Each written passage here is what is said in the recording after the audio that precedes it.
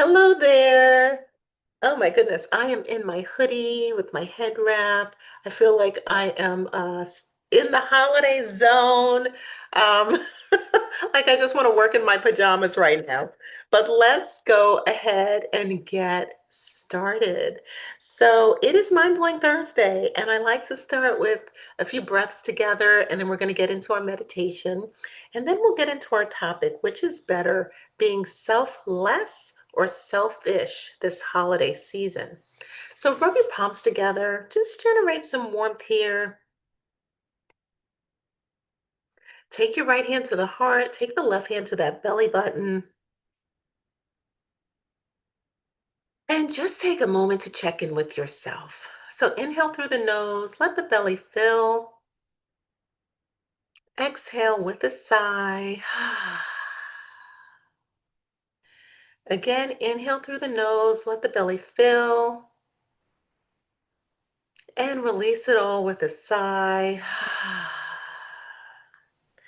And on this last one, let's make some noise. So inhale through the nose, let the belly fill. Hold it for just a beat. And then exhale with a loud sigh. Let it all out. This is the time of year where there is just so much going on. Um, could be at work, could be with the family, could be with your community. A lot of responsibilities and obligations can show up this time of year. And then also a lot of memories. So if you have lost loved ones or if you have difficult relationships with family or with friends, those things can all rise to the surface. So, let's get into a few minutes of meditation. So come to a comfortable seat. Your back is straight. You could take your shoulders up and back. Let your chin be neutral. So not dropping down, not lifting up, just a nice neutral chin. Bring your awareness to the crown of your head and just imagine that area is warm and relaxed.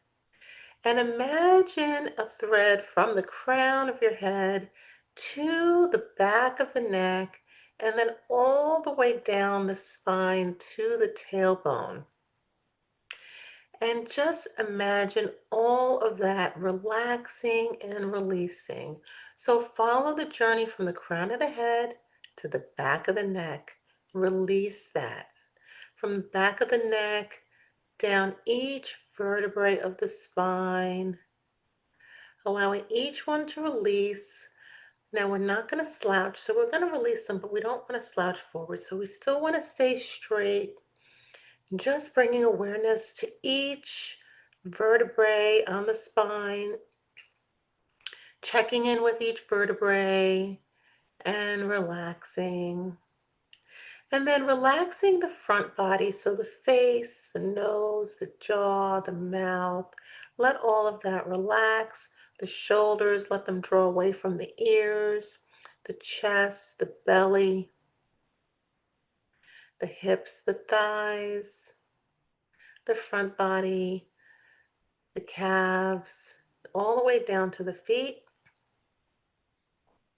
And then relax the forearms and the biceps, and relax the hands. And then just scan the body from head to toe. See if there's any place you missed that you need to adjust or you need to relax.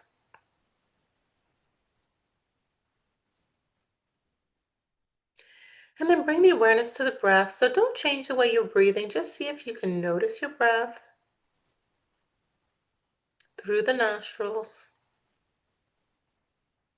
Noticing the sensation at the tip of the nostrils and the rise and fall of the breath at the chest or at the belly.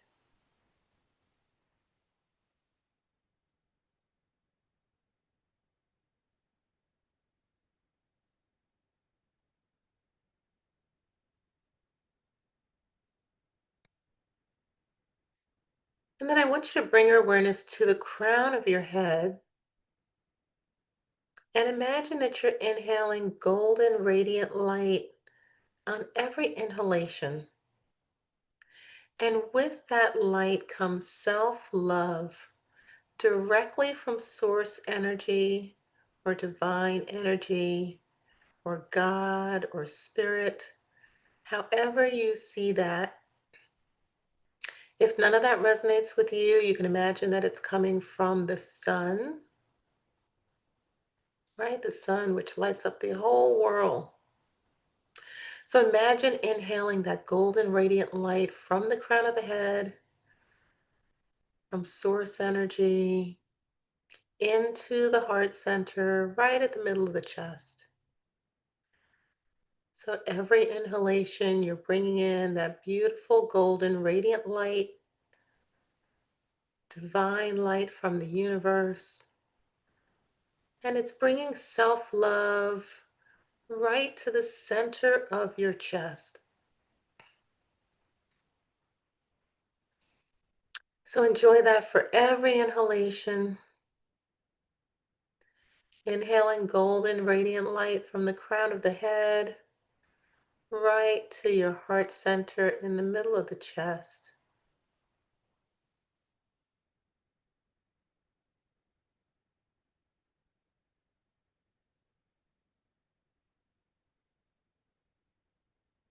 And then on every exhalation, I want you to imagine exhaling that beautiful golden radiant light from the center of your chest straight out of your body.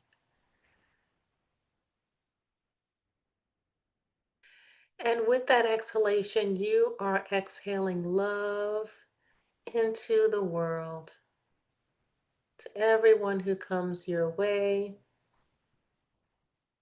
You're releasing this energy of love into the world,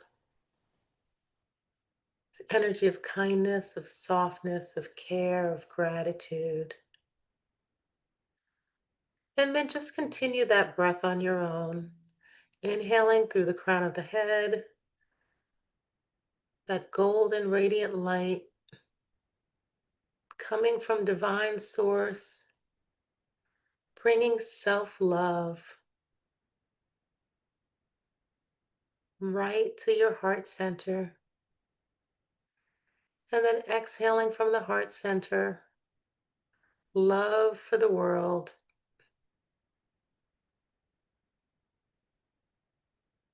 love for the natural world, love for family and friends, love for your environment,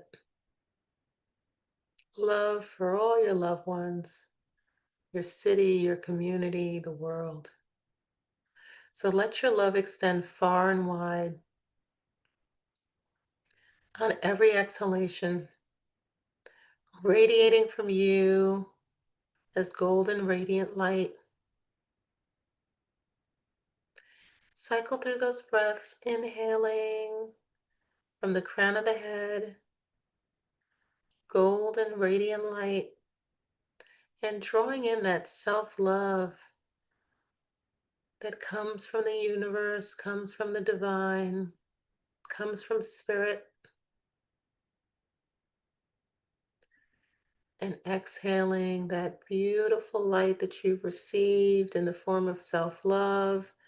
Now you can share that with the world in the form of love. Loving the world, loving the universe, loving people, even as they go through so many challenges, and even as they behave badly at times, extending love. Got a few more breaths here. Just cycle through that on your own.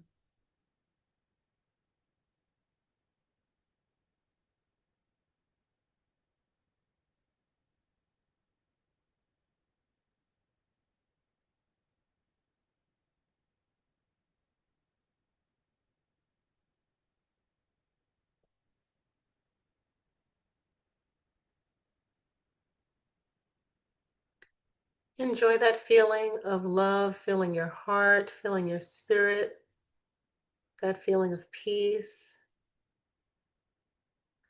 knowing that you receive love every day,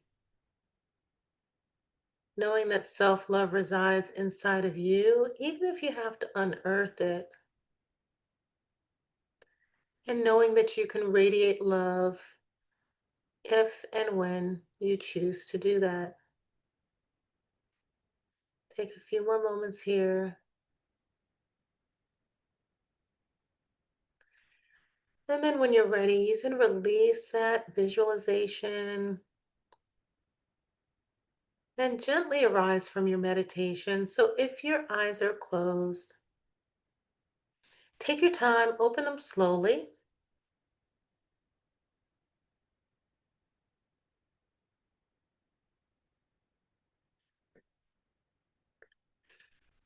All right. So today's topic is, which is better, selfish or selfless for the holidays? And I will admit it's a trick question. Because either one of them is probably not where you want to be.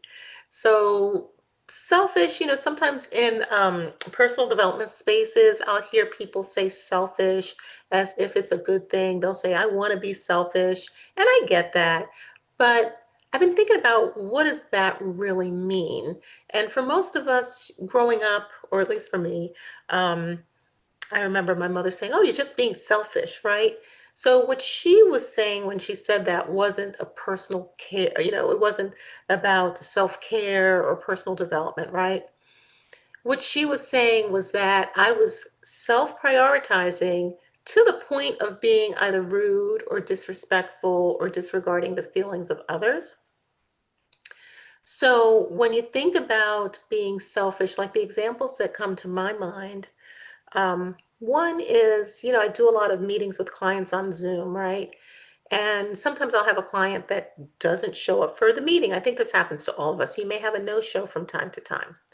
So, and I know life happens, right? So things can happen where maybe you literally were not able to get to a meeting. 99% of the time, or maybe you forgot about it. Like if it's not even on your calendar, then you don't even know you're no showing. But I would say 99% of the time, we know we can't make a meeting. So all it takes is a text message to say, oh, you know what, I couldn't make it, or a little email or a DM or something. So when I think of that, like not showing up for something, and it doesn't have to be a Zoom call, it could be a party that you don't bother to RSVP to, or it could be, meeting or something in person that you don't bother to respond to. So I think of that as like, yes, you're self-prioritizing, which is great. You have things to do. But are you doing it to the point of disrespect for someone else? Another example that comes to mind was a little pet peeve when I was younger, because my dad would always sit down to eat. Well, maybe I shouldn't say always. So, I'm sure it wasn't actually always, but I noticed it, where he would sit down to eat and then just leave the plate and everything at at the kitchen table. And I thought, really? I guess that was maybe the way in some households back then.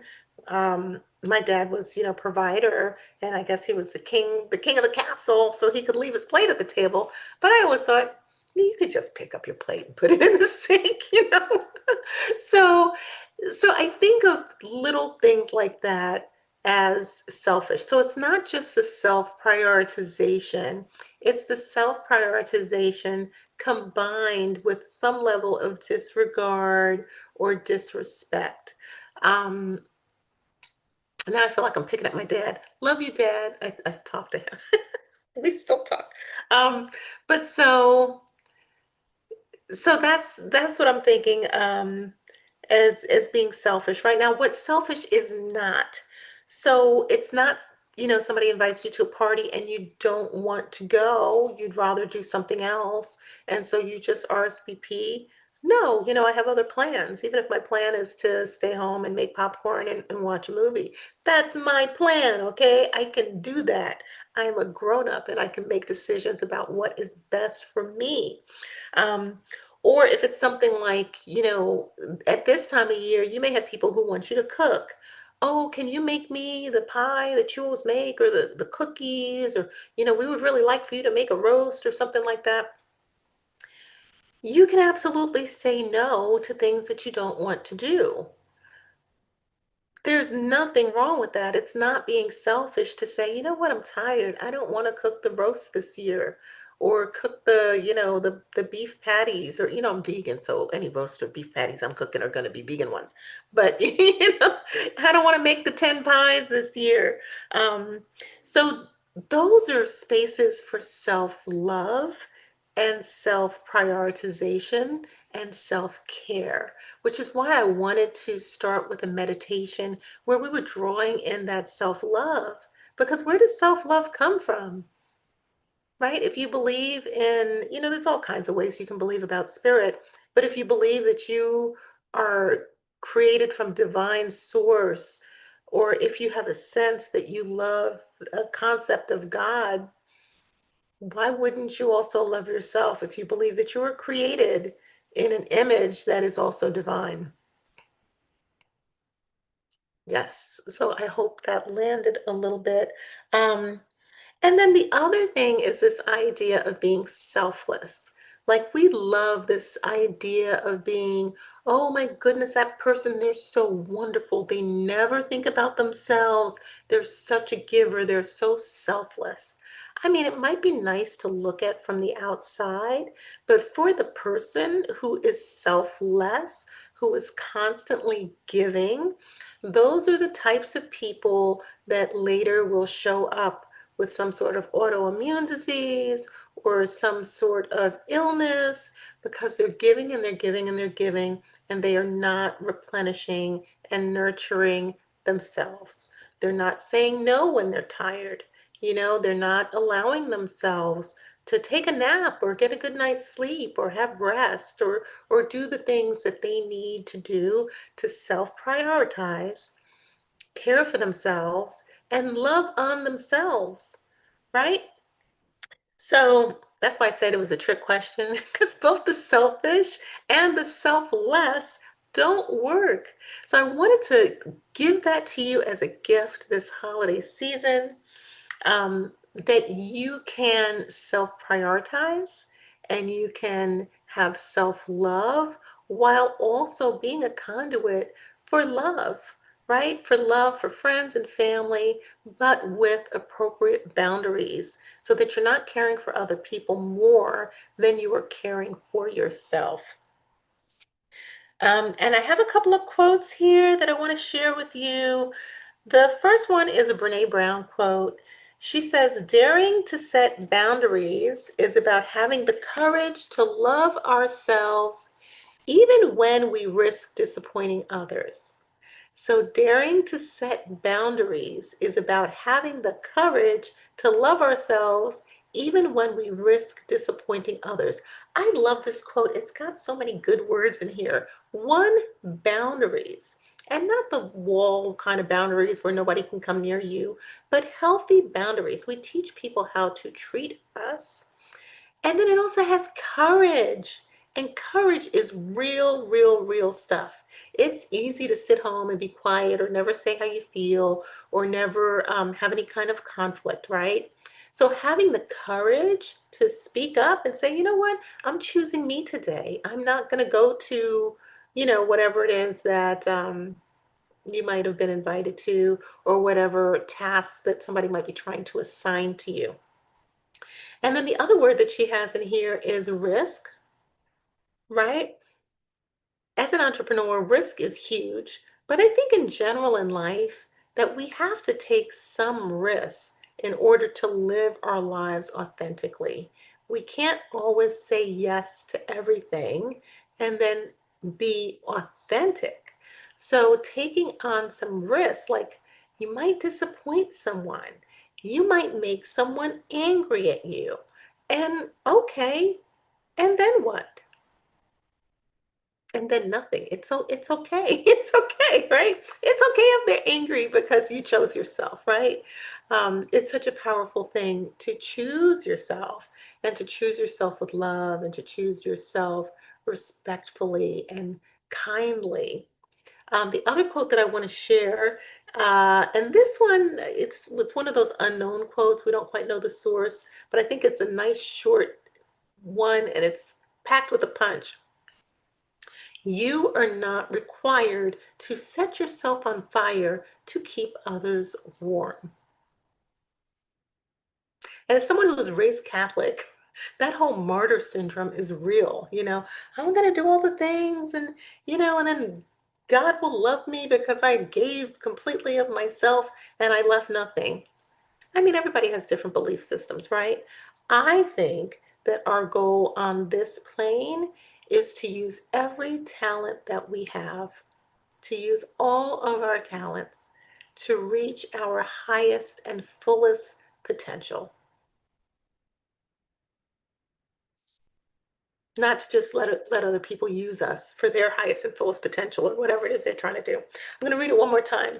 You are not required to set yourself on fire to keep other people warm. All right. So, a couple takeaways you can think about this week. One, just people may be asking you a lot of things. Just pause